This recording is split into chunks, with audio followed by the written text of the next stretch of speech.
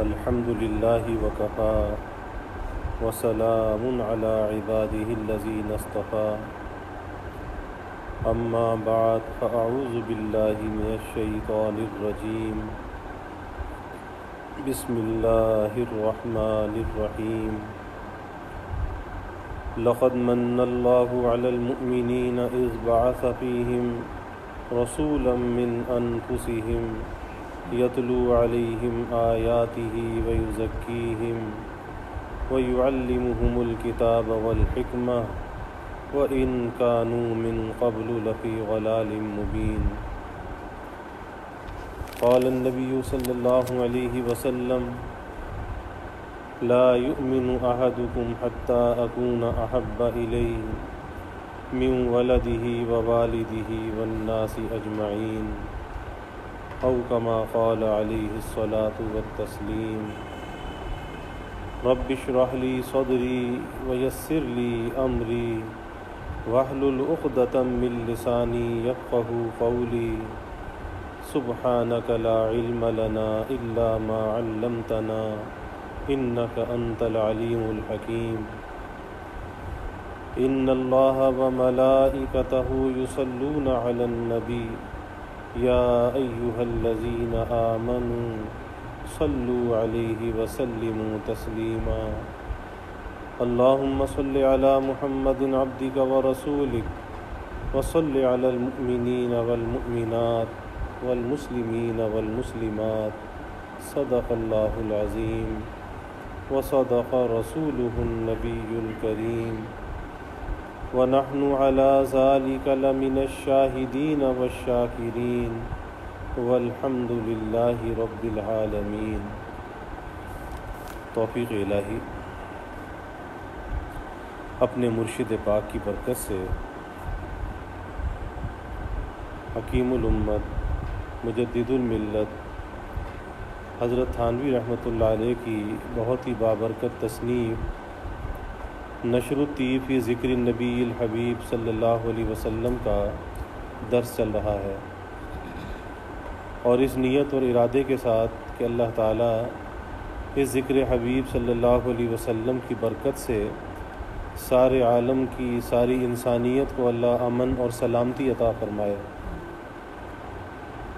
اور اس corona virus کی وبا سے اللہ سارے عالم کو نجات عطا فرمائے۔ اور دوسرے نیت اور ارادہ یہ ہے کہ ذکر حبیب صلی اللہ علیہ وسلم کی برکت سے اللہ تعالیٰ اپنے حبیب کی سچی محبت، آپ کی اطاعت، آپ کی معیت اور آپ کی شفاعت اللہ ہمیں نصیب فرما دے۔ واقعہ معراج پر بات چل رہی تھی کہ آپ صلی اللہ علیہ وسلم جب آسمانوں پر تشریف لے گئے تو انبیاء سے آپ کی ملاقات ہوئی، اور مختلف انبیاء نے اللہ تعالیٰ کی حمد کے بعد پھر اپنے کمالات کو بیان کیا جو اللہ نے انہیں عطا کیے تھے، جو معجزات عطا کیے تھے۔ سب سے آخر میں رسول اللہ صلی اللہ علیہ وسلم نے اپنے کمالات کو بیان کیا جو اللہ نے آپ کو عطا فرمائے۔ تو آپ کے کمالات کو سن کر حضرت ابراہیم علیہ السلام نے کہا، حضرت موسیٰ علیہ السلام نے کہا کہ ان کمالات کی وجہ سے حضور صلی اللہ علیہ وسلم اور آپ کی امت سب سے بڑھ گئے۔ تو اللہ کا شکر ہے کہ اللہ نے ہمیں ایسی امت میں سے بنایا کہ جو تمام امتوں پر فائق ہے، تمام امتوں سے پہلے جنت میں جانے والی ہے۔ پھر اس کے بعد آتا ہے کہ جب آپ فارغ ہو کر مسجد سے باہر تشریف لائے، مسجد اقصیٰ، تو جبرائیل علیہ السلام آپ کے سامنے ایک ظرف شراب کا اور ایک دودھ کا لائے۔ آپ فرماتے ہیں کہ میں نے دودھ کو اختیار کیا، شراب کو چھوڑ دیا۔ جبرائیل علیہ السلام نے کہا کہ آپ نے فطرت یعنی طریق دین کو اختیار کیا، کیونکہ ہمارا دین جو ہے یہ بھی عین فطرت ہے، فطرت سے قریب تر ہے۔ پھر آسمان کی طرف عروج کیا، اور ایک حدیث میں بروایت ابن عباس کہ ایک ظرف دودھ کا آیا، ایک شہد کا آیا، اور ایک دوسری روایت میں ہے کہ 3 ظرف آئے، ایک دودھ کا، ایک شراب کا، ایک پانی کا۔ شداد بن اوس رضی اللہ عنہ کی حدیث میں آپ کا ارشاد ہے کہ بعد نماز کے مجھ کو پیاس لگی، اس وقت یہ برتن حاضر کیے گئے۔ اب وہ 1 برتن تھا، 2 برتن تھے یا 3 برتن تھے، حاضر کیے گئے کہ جب کہ میں نے دودھ کو اختیار کیا تو ایک بزرگ نے جو میرے سامنے تھے جبرائیل علیہ السلام سے کہا کہ تمہارے دوست نے فطرت کو اختیار کیا۔ اب یہاں پر حکیم الامت رحمۃ اللہ علیہ نے جو براق کو باندھنے کا واقعہ ہے اور اس کے متصل جو واقعات ہیں تو ان کو کچھ مختصر کر کے یہاں پر بیان کیا ہے۔ فرماتے ہیں کہ نمبر 1 یہ کہ فنائے مسجد میں پہنچ کر حوروں سے ملنا، بات کرنا۔ جیسے پہلے آیا، آپ سے پوچھا کہ کیا آپ نے اللہ سے دعا کی تھی کہ اللہ آپ کو حور عین سے ملاقات کرا دے؟ آپ نے کہا کہ ہاں دعا کی تھی۔ تو کہا کہ جائیے یہ جو دائیں طرف کھڑی ہیں ان کو آپ سلام کیجیے۔ اور پھر حوروں نے کہا کہ ہم کن کے لیے ہیں؟ اس پر کل بات آئی کہ ہم پاکیزہ لوگوں کے لیے ہیں۔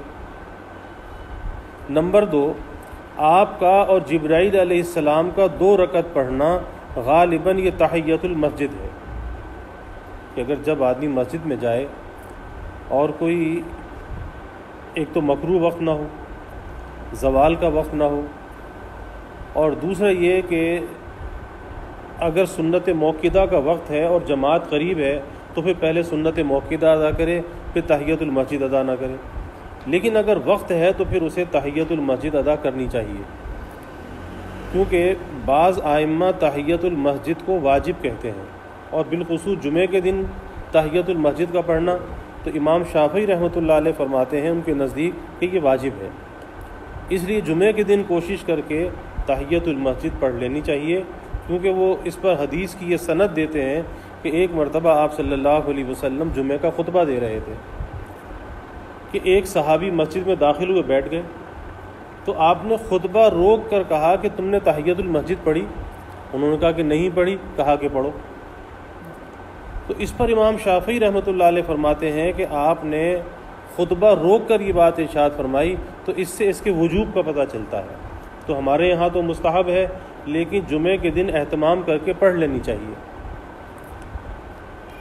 اس وقت غالباً دوسرے انبیاء علیہم السلام پہلے سے جمع تھے، جن کو آپ صلی اللہ علیہ وسلم نے مختلف حالتوں میں دیکھا، کسی کو راکع، کسی کو ساجد، کوئی رکوع میں ہے، کوئی سجدے میں ہے۔ غالباً یہ سب تحیۃ المسجد پڑھتے تھے، اور ان میں سے بعض کو پہچانا بھی اور معلوم ہوتا ہے کہ یہی حضرات بھی تمامہم اپنی نمازوں سے فارغ ہو کر اسی تحیۃ المسجد میں بھی آپ کے مقتدی ہو گئے ہوں گے کہ آپ بھی تحیۃ المسجد پڑھ رہے تھے اور وہ بھی پڑھ رہے تھے۔ پھر بقیہ انبیاء علیہم السلام کا جمع ہو جانا، پھر اذان و تکبیر ہونا اور جماعت ہونا جس میں آپ امام تھے اور تمام انبیاء علیہم السلام اور بعض ملائکہ آپ کے مقتدی تھے۔ ان میں سے بعض کو آپ نہ پہچانتے تھے، اسی واسطے جبرائیل علیہ السلام نے بتایا کہ یہ جمیع انبیاء مبعوثین نے آپ کے پیچھے نماز پڑھی ہے، کہ آدم علیہ السلام سے لے کے عیسیٰ علیہ السلام تک جتنے بھی نبی آئے ان سب نے آپ کے پیچھے نماز پڑھی ہے۔ اور اسی کی تحقیق کہ یہ نماز کون سی تھی یہ آگے آنے والی ہے۔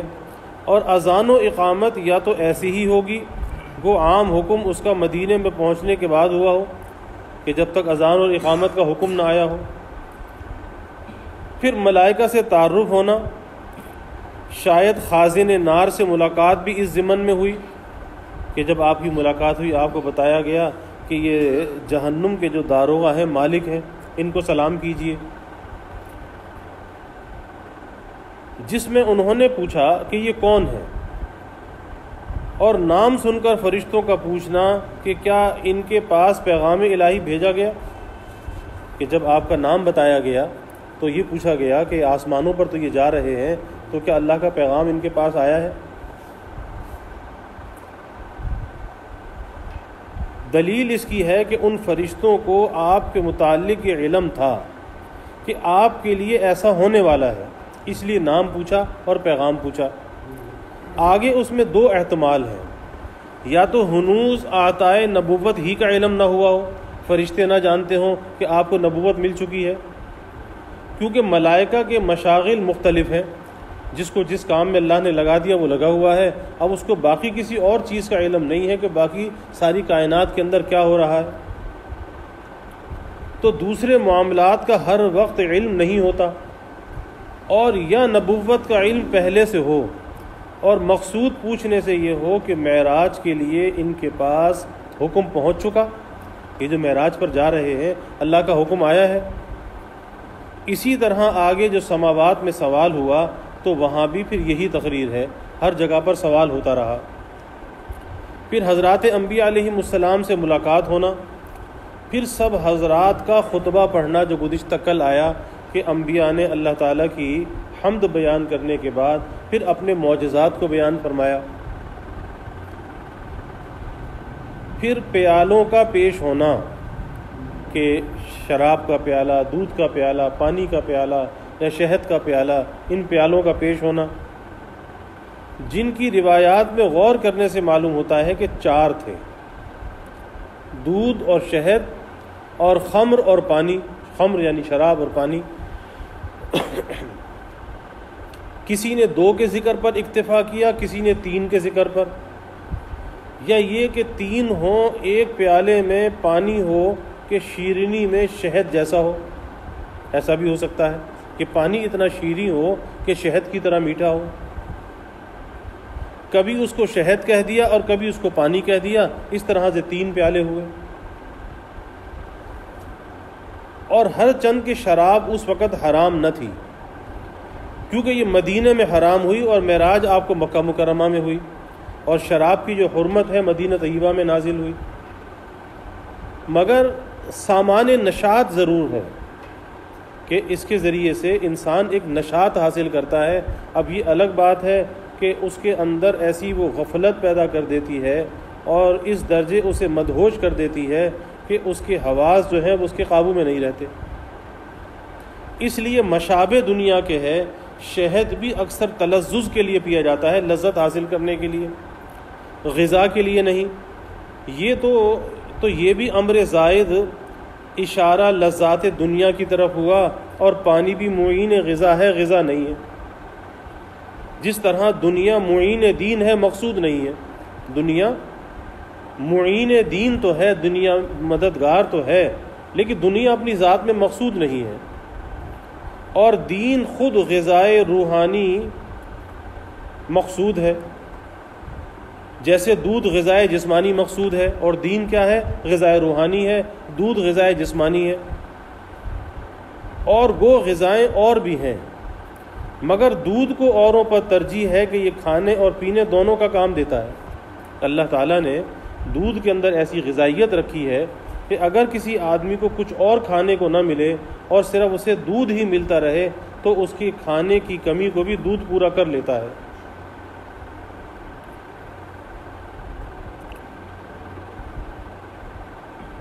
اور ایسے ہی ظروف کا بعد سدرۃ المنتہا کے پیش ہونا آیا ہے، جیسا کہ آگے آئے گا تو یہ پیشی مقرر ہوئی۔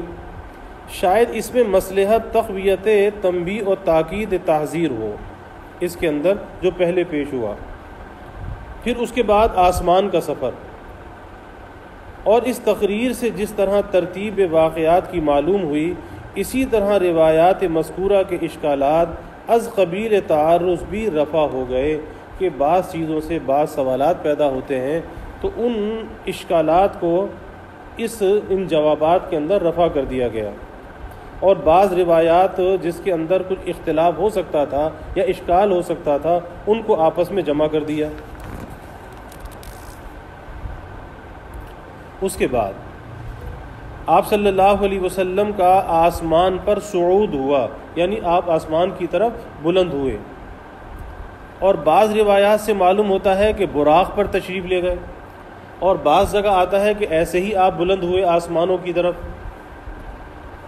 بخاری میں آپ صلی اللہ علیہ وسلم کا ارشاد ہے کہ بعد قلب دھونے، کیونکہ آپ کا شق صدر بھی ہوا اور آب زمزم سے آپ کے قلب کو دھویا گیا، تو بعد قلب دھونے اور اس میں ایمان و حکمت بھرنے کے مجھ کو براق پر سوار کیا گیا، جس کا ایک قدم اس منتہائے نگاہ پر پڑتا ہے، یعنی جہاں تک آدمی کی نظر جاتی ہے تو وہاں اس کا ایک قدم پڑتا ہے، اتنی رفتار اس کی تیز ہے۔ اور مجھ کو جبرائیل لے چلے یہاں تک کہ آسمان دنیا تک پہنچے۔ اب اس سے ظاہراً یہی معلوم ہوتا ہے کہ آسمان پر بھی براق ہی کی سواری پر تشریف لے گئے، وہ درمیان میں بیت المقدس میں بھی اترے۔ اور بہقی میں ابو سعید کی روایت ہے کہ حضور صلی اللہ علیہ وسلم کا ارشاد ہے کہ پھر میرے سامنے ایک زینہ لایا گیا، یعنی بیت المقدس میں جو اعمال انجام پائے، ان اعمال کے بعد جب آپ نے نماز پڑھائی، تحیت المسجد پڑھی اور حوروں سے ملاقات ہوئی وغیرہ وغیرہ، تو اس کے بعد آپ نے فرمایا کہ میرے سامنے ایک زینہ لایا گیا جس پر بنی آدم کی ارواح چڑھتی ہیں، سو اس زینے سے زیادہ خوبصورت خلائق کی نظر اس زینے سے زیادہ خوبصورت خلائق کی نظر سے نہیں گزرا، اتنا خوبصورت وہ زینہ تھا۔ تم نے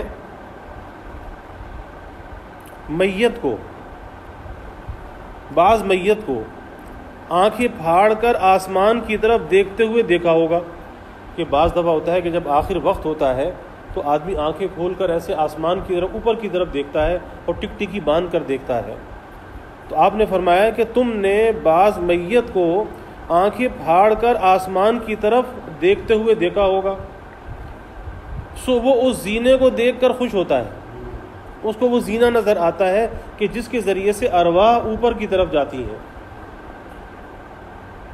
اور شرف مصطفیٰ میں ہے کہ یہ زینہ جنت الفردوس سے لایا گیا، اس کے دائیں بائیں ملائکہ اوپر تلے گھیرے ہوئے تھے، اس زینے کو دائیں بھی بائیں بھی ملائکہ نے گھیر رکھا تھا اور اوپر تلے ایک دوسرے کے اوپر۔ اور حضرت کعب کی روایت میں ہے کہ آپ کے لیے ایک زینہ چاندی کا رکھا گیا اور ایک سونے کا، یہاں تک کہ آپ اور جبرائیل اس پر چڑھے۔ اور ابن اسحاق کی روایت میں آپ کا ارشاد ہے کہ جب میں بیت المقدس کے قصے سے فارغ ہوا تو یہ زینہ لایا گیا اور میرے رفیق راہ نے مجھ کو اس پر چڑھایا، یعنی جبرائیل نے مجھے اس پر چڑھایا، یہاں تک کہ آسمان کے دروازے تک پہنچا۔ براق اور زینے کی روایات میں اس طرح جمع ممکن ہے کہ اب بعض جگہ آیا کہ براق پہ سفر ہوا، اب یہاں پر آیا کہ زینے پر سفر ہوا، اب ان دونوں کے اندر جمع کیسے ہو؟ تو اس طرح جمع ممکن ہے کہ کچھ ایک پر سفر کیا اور کچھ دوسرے پر، کچھ براق کے ذریعے کیا، کچھ زینے کے ذریعے سے کیا۔ جس طرح مکرم مہمان کے روبرو کئی سواریاں حاضر کی جاتی ہیں، کوئی معزز مہمان ہو تو کئی کے سواریاں اس کے استقبال کے لیے کھڑی ہوتی ہیں، اب اس کو اختیار ہوتا ہے خواہ تھوڑی تھوڑی مسافت سب پر قطع کرے یا ایک ہی سواری پر ساری مسافت قطع کرے، اب یہ اس کا اپنا اختیار ہے۔ اور براق ہر چند کی نہایت تیز رفتار ہے، مگر اس کی سرعت بطور راکب کے قبضے میں ہوگا، کیونکہ براق پر سوار ہونے کے بعد مختلف مواقع و مقامات پر نزول اور مختلف مناظر پر مفصل اطلاع و مرور ظاہراً اعتدال فی السیر کا قرینہ ہے، یعنی اس زمین پر جو سیر ہے تو اس پر براق پر جو آپ سوار ہوئے تو آپ کا مختلف مقامات پر نزول بھی ہوا، مثلاً آپ سے کہا گیا یہاں نفل پڑھیے، آپ نے نفل پڑھے، کہا کہ یہ یثرب ہے، پھر بیت اللحم پر آپ نے نفل پڑھے، طور سینہ پر آپ نے نفل پڑھے، پھر آپ بیت المقدس پہنچے، تو یہ سفر بھی ہوتا رہا، نزول بھی ہوتا رہا اور اس طریقے سے سیر بھی ہوتی رہی، تو یہ اس طرح سے یہ سفر آپ کا براق پر ہوا۔ حضرت جبرائیل علیہ السلام کے ساتھ اول آسمان دنیا تک آپ پہنچے۔ جبرائیل علیہ السلام نے آسمان کا دروازہ کھلوایا تو ملائکہ بوابین کی طرف سے پوچھا گیا بواب دروازے کو کہتے ہیں، اور بوابین اس کی جمع ہے کہ وہ جو ملائکہ وہاں پہ ڈیوٹی پر تھے، یعنی اس کے جو گارڈ کہہ لیں آج کی زبان میں، ان کی طرف سے پوچھا گیا کون ہے؟ کہا جبرائیل ہوں۔ پوچھا گیا تمہارے ساتھ کون ہے؟ انہوں نے کہا کہ محمد صلی اللہ علیہ وسلم ہے۔ پوچھا گیا کہ کیا ان کے پاس پیغام الہی نبوت کے لیے یا آسمانوں پر بلانے کے لیے بھیجا گیا ہے؟ تو جبرائیل علیہ السلام نے کہا کہ ہاں۔ اور بہقی کی حدیث میں ابو سعید رضی اللہ عنہ سے روایت ہے کہ آسمانوں کے دروازوں میں سے ایک دروازے پر پہنچے، اس کا نام باب الحفظہ ہے، باب الحفظہ۔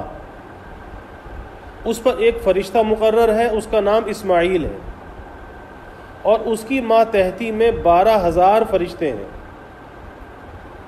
اور ایک روایت میں، بخاری کی روایت میں یہ بھی ہے کہ اہل سماوات کو خبر نہیں ہوتی، آسمان والوں کو خبر نہیں ہوتی کہ زمین پر اللہ تعالیٰ کیا کرنے کا ارادہ کرتے ہیں، کیا ارادہ ہے اللہ تعالیٰ کا، آسمان کے فرشتوں کو یہ پتہ نہیں ہوتا جب تک کہ ان کو کسی ذریعے سے اطلاع نہ دے۔ جیسے یہاں جبرائیل علیہ السلام کی زبانی معلوم ہوا، اس سے فرشتوں کے اس پوچھنے کی وجہ معلوم ہو گئی کہ کیا ان کے پاس پیغام الہی پہنچا ہے، آپ جن کو لے کر آ رہے ہیں یہ کون ہے اور ان کے پاس پیغام الہی پہنچا ہے۔ اور اس پوچھنے میں جو 2 احتمال ذکر کیے گئے، اور وہاں خود پوچھنے کی وجہ عقلی بھی لکھی گئی کہ پہلے وہ جو بات گزر چکی کہ یا تو فرشتوں کو پہلے سے علم ہی نہیں تھا آپ کی نبوت کا، اور یا نبوت کو تو علم تھا لیکن یہ علم نہیں تھا کہ آپ کو بلایا گیا ہے، تو دونوں احتمال ہو سکتے ہیں۔ اس دلیل نقلی سے اس توجیہ عقلی کی تائید ہو گئی، اور بخاری کی روایت میں ہے کہ فرشتوں نے یہ سن کر کہا، جب پتہ چلا کہ دروازہ جب کھٹکھٹایا تو پوچھا کون؟ کہا جبرائیل۔ پوچھا آپ کے ساتھ کون؟ کہا کہ یہ محمد صلی اللہ علیہ وسلم ہے۔ تو کہا ان کے پاس کیا یہاں آنے کا کوئی پیغام پہنچا؟ کہ ہاں پہنچا۔ اب جب فرشتوں نے دروازہ کھولا تو کہا کہ مرحبا، آپ بہت اچھا آنا آئے، اور دروازہ کھول دیا گیا۔ آپ فرماتے ہیں آپ صلی اللہ علیہ وسلم، میں وہاں پہنچا تو حضرت آدم علیہ السلام موجود ہیں۔ جبرائیل علیہ السلام نے کہا کہ یہ آپ کے باپ آدم ہیں، ان کو سلام کیجیے۔ میں نے ان کو سلام کیا اور انہوں نے سلام کا جواب دیا اور کہا مرحبا فرزند صالح اور نبی صالح، مرحبا یعنی خوش آمدید فرزند صالح اور نبی صالح کو۔ اور ایک روایت میں ہے کہ آسمان دنیا میں ایک شخص کو بیٹھا ہوا دیکھا کہ جس کے داہنی طرف کچھ صورتیں نظر آتی ہیں اور کچھ صورتیں بائیں طرف نظر آتی ہیں۔ جب وہ داہنی طرف دیکھتے ہیں تو ہنستے ہیں، اور جب بائیں طرف دیکھتے ہیں تو روتے ہیں۔ تو میں نے جبرائیل علیہ السلام سے پوچھا کہ یہ کون ہے؟ انہوں نے کہا کہ یہ آدم علیہ السلام ہیں، اور یہ صورتیں داہنی اور بائیں ان کی اولاد کی روحیں ہیں۔ سو داہنی طرف والے جنتی ہیں اور بائیں طرف والے دوزخی ہیں، اس لیے داہنی طرف دیکھ کر یہ ہنستے ہیں اور بائیں طرف دیکھ کر یہ روتے ہیں۔ اور بازار کی حدیث میں ابو ہریرہ رضی اللہ عنہ سے روایت ہے کہ ان کی داہنی طرف ایک دروازہ ہے، اس میں سے خوشبودار ہوا آتی ہے، اور بائیں طرف ایک دروازہ ہے، اس میں سے بدبودار ہوا آتی ہے۔ جب داہنی طرف دیکھتے ہیں تو خوش ہوتے ہیں، اور جب بائیں طرف دیکھتے ہیں تو مغموم ہوتے ہیں۔ اور ایک روایت میں یہ بھی ہے کہ آپ نے سمائے دنیا میں نیل اور فرات کو دیکھا۔ دریا نیل مصر میں ہے اور دریا فرات بغداد میں ہے، تو نیل اور فرات کو آپ نے اس پہلے آسمان پر بھی دیکھا۔ اور اسی روایت میں یہ بھی ہے کہ اسی سمائے دنیا میں ایک اور نہر بھی دیکھی، اسی پہلے آسمان پر ایک اور نہر بھی دیکھی، اس پر موتی اور زبرجد کے محل بنے ہوئے ہیں، اور وہ کوثر ہے، وہ کوثر ہے۔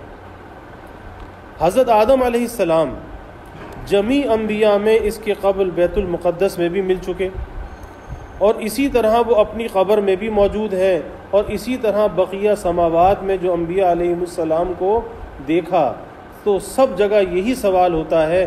اس کی حقیقت یہ ہے کہ قبر میں تو اصل جسد سے تشریف رکھتے ہیں، اور دوسرے مقامات پر ان کی روح کا تمثل ہوا ہے، یعنی ایک صورت مثالی۔ تمثل جو ہے ایک صورت مثالی ہے کہ جسم تو قبر میں ہے، لیکن روح جو ہے ایک صورت مثالی کے ساتھ وہ عالم برزخ میں یا آسمانوں پر جہاں بھی آپ کی ملاقات ہوئی تو وہاں پر ایک صورت مثالی میں آپ نے دیکھا، یعنی غیر عنصری جسد سے، جس کو صوفیہ جسم مثالی کہتے ہیں، صوفیہ کی اصطلاح میں اسے جسم مثالی کہا جاتا ہے۔ تو اس کا جو جسم ہے، جو صورت مثالی ہے، اس کا تعلق روح کے ساتھ ہو گیا، اور اس جسد میں تعدد بھی، اور ایک وقت میں روح کا سب کے ساتھ تعلق بھی ممکن ہے۔ کیا مطلب؟ بیت المقدس میں بھی دیکھا، آپ کو پہلے آسمان پر بھی دیکھا، تو جب جسم ایک ہے اور جسم وہ قبر میں ہے تو اس کا کیا مطلب؟ اس کا مطلب یہ ہے کہ صورت مثالی وہاں بھی تھی، وہاں بھی تھی، اور روح چونکہ وہ اس کو دونوں کے ساتھ ایک تعلق تھا تو اس لیے اس میں کوئی اشکال نہیں، لیکن ان کے اختیار میں نہیں، بلکہ محض بقدرت و مشیت حق، اللہ تعالیٰ اگر چاہیں تو ایسا ہوتا ہے۔ ہر ایک روح کے اختیار میں نہیں ہے کہ وہ صورت مثالی میں کسی کے سامنے آ جائے، یا ایک یا دو یا کئی صورت مثالی ظاہر ہو جائے، ہر ایک کے اختیار میں نہیں ہے، محض بقدرت و مشیت حق، اللہ تعالیٰ کے چاہنے سے۔ اور ظاہراً یہ جسم مثالی جو دونوں جگہ نظر آیا، الگ الگ شکل رکھتا تھا، اس لیے باوجود لقائے بیت المقدس کے آسمان میں نہیں پہچانا، وہاں کچھ اور شکل دیکھی تھی، یہاں کچھ اور شکل دیکھی، تو پہلے آسمان پر نہیں پہچانا۔ البتہ حضرت عیسیٰ علیہ السلام چونکہ آسمان پر مع الجسد ہیں، کہ ان کو آسمانوں پر اٹھایا گیا ہے، اپنے اسی جسم کے ساتھ آسمانوں پر گئے ہیں، ان کو وہاں دیکھنا مع الجسد ہو سکتا ہے، لیکن ان کو جو بیت المقدس میں دیکھا، جیسا پہلے مذکور ہے، وہ مع الجسد نہیں دیکھا بلکہ بالمثال ہے، کیونکہ ان کا جسم تو آسمانوں پر ہے، تو وہ بالمثال ہے، صورت مثالی ہے، کہ تعلق روح کا جسد مثالی کے ساتھ قبل الموت بھی بطور خرق عادت کے ممکن ہے کہ قبر میں جسم ہوتا ہے اور روح جو ہے وہ آسمانوں پر چلی جاتی ہے، لیکن چونکہ اس جسم کے ساتھ روح کو ایک تعلق باقی رہتا ہے، اس لیے اگر روح کو جو بھی جزا اور سزا ہوتی ہے اس کے اثرات اس بدن پر بھی مرتب ہوتے ہیں۔ یہ بدن خالی ایسا نہیں کہ یہ مٹی نے کھا لیا، کیڑوں کی غذا بن گیا اور اس پر کوئی جزا سزا کا اثر نہیں ہوتا، اس پر بھی اس کا اثر ہوتا ہے۔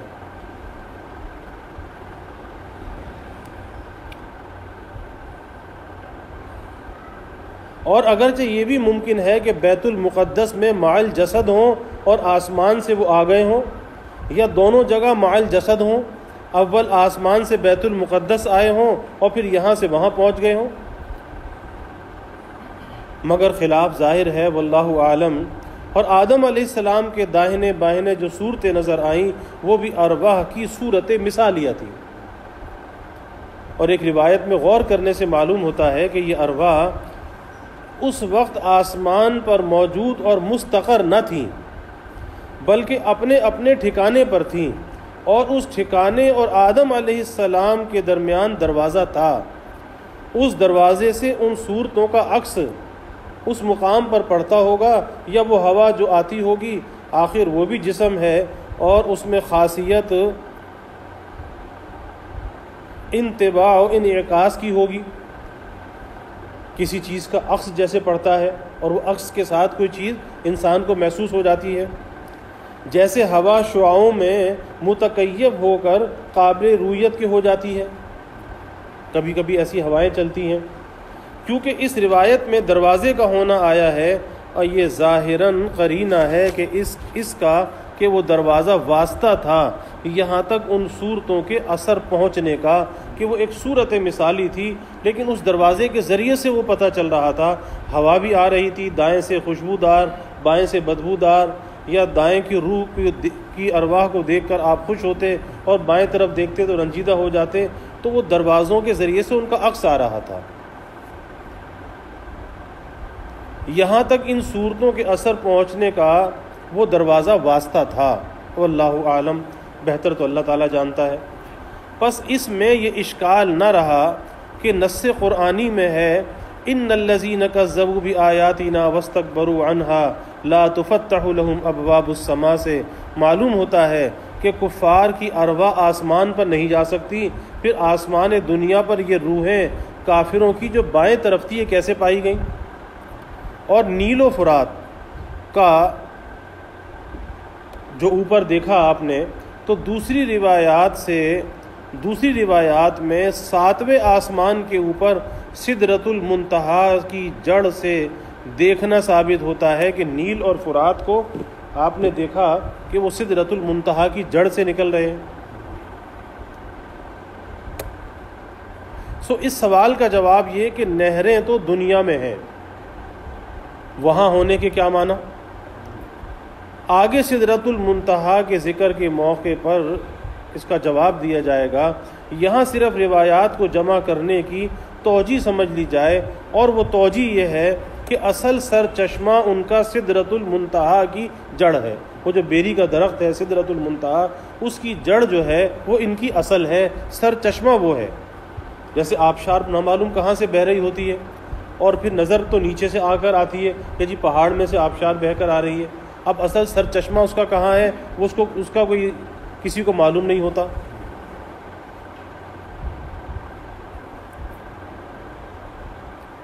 تو اصل سر چشمہ سدرۃ المنتہا، پھر اس کی جڑ سے نکل کر پانی آسمان دنیا پر جمع ہوتا ہو اور وہاں سے زمین میں آتا ہو، اور ایسے ہی تقریر سے یہ اشکال رفع کر لیا جائے کہ دوسری احادیث سے حوض کوثر کا جنت میں ہونا منصوص ہے۔ اب یہاں پر یہ آیا کہ حوض کوثر پہلے آسمان پر ہے، یعنی اصل وہاں ہو اور یہاں اس کی شاخ ہو۔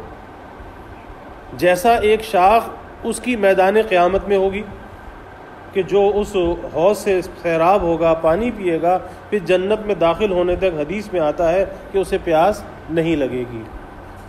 تو یہ واقعہ معراج چل رہا ہے، اللہ تعالی ہمیں اس کی برکات نصیب فرمائے۔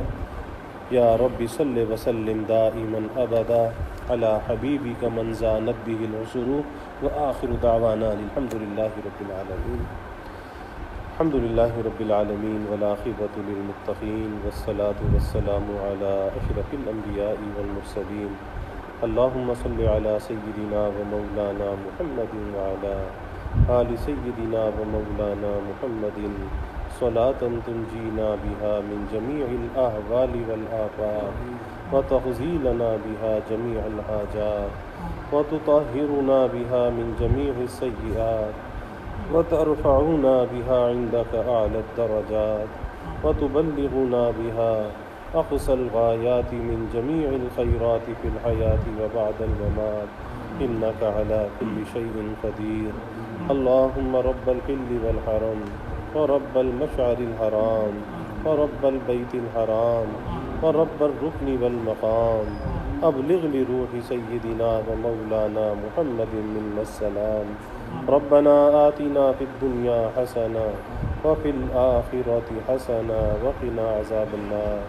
ربنا أتمم لنا نورنا واغفر لنا إنك على كل شيء قدير۔ ربنا ظلمنا أنفسنا وإن لم تغفر لنا وترحمنا لنكونن من الخاسرين۔ اللهم آت نفوسنا تقواها وزكها أنت خير من زكاها أنت وليها ومولاها۔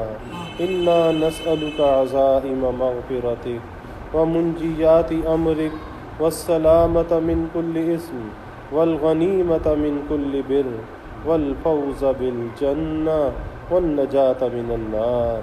یا حی یا قیوم برحمتک نستغیث اصلح لنا شأننا كله ولا تکلنا إلى أنفسنا طرفة عين۔